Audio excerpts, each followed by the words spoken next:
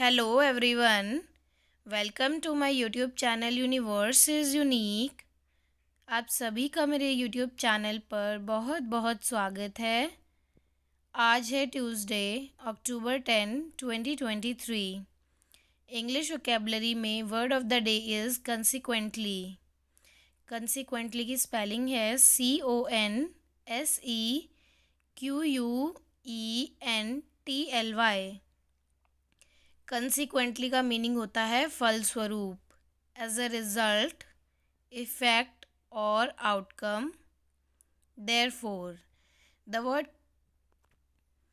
The word consequently means as a result.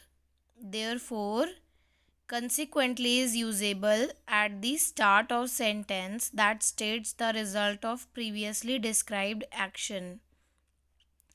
Consequently का जो use है वो मतलब कि कोई परिस्थिति या कोई सिचुएशन हुई तो उसका क्या रिज़ल्ट आया, क्या आउटकम हुआ, क्या इफ़ेक्ट हुआ, वो बताने के लिए यूज़ किया जाता है।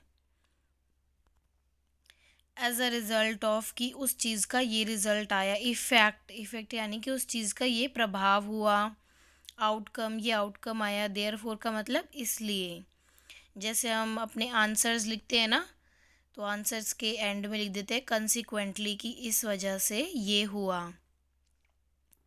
सो कंसिक्वेंटली का मतलब होता है एज अ रिज़ल्ट कि ये चीज़ हुई, उसका रिज़ल्ट ये आया। अभी हम एग्जाम्पल सेंटेंसेस देखेंगे तो इसका मीनिंग और भी बहुत अच्छे से क्लियर हो जाएगा। सो फर्स्टली हम मूव ऑन करते हैं एंड सिनोनिम्स और एंटोनिम्स की तरफ। Synonyms of consequently are as a result, as a consequence, therefore, hence और अकॉर्डिंगली।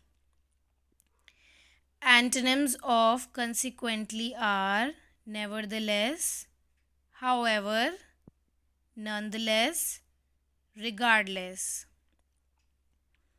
सो ये है consequently का मीनिंग, synonyms और antonyms। Now we move on to the example sentences।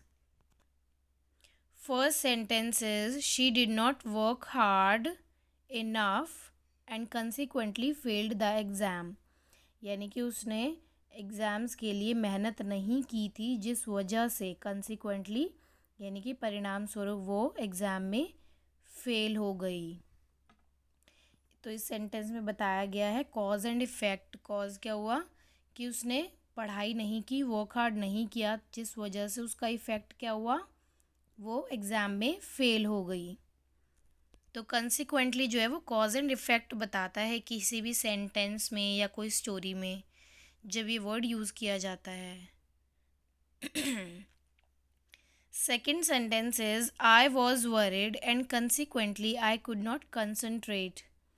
यानी कि मैं बहुत परेशान थी, जिसके परिणाम स्वरूप, फलस्वरूप मैं कॉन्सेंट्रेट नहीं कर पाई, एकाग्र नहीं हो पाई। सो इसमें कॉज क्या था कि मैं बहुत परेशान थी, उसका कंसिक्वेंस, उसका रिज़ल्ट क्या आया कि मैं कॉन्सेंट्रेट नहीं कर पाई। Third sentence is he did not wake up early in the morning, consequently he was late to work. So इस सेंटेंस में बताया गया है कि वो मॉर्निंग में जल्दी नहीं उठा, जिसके फलस्वरूप वो काम पर जाने के लिए लेट हो गया, काम के लिए लेट हो गया। हो जाता है ना, जब हम कभी कभार थोड़ा लेट उठते हैं तो हम काम पे जाने के लिए थोड़ा लेट हो जाते हैं।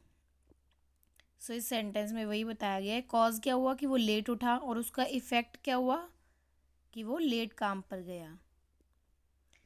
सो ये है कंसिक्वेंटली का मीनिंग, सिनोनिम्स, एंटोनिम्स और एग्जाम्पल सेंटेंसेस के साथ डिटेल्ड एक्सप्लेनेशन। अगर आप मेरे चैनल पर नए हैं तो मैं आपको बता दूं कि मैं अपने YouTube channel universe is unique पर डेली एक इंग्लिश वोकेबलरी वर्ड का मीनिंग, सिनोनिम्स, एंटोनिम्स और एग्जाम्पल सेंटेंसेस के साथ डेली एक वीडियो अपलोड करती हूँ at 9 AM in the morning. So please if you want to learn English vocabulary words daily, please subscribe to my YouTube channel universe is unique and press the bell icon for the upcoming videos. Thank you so much for watching.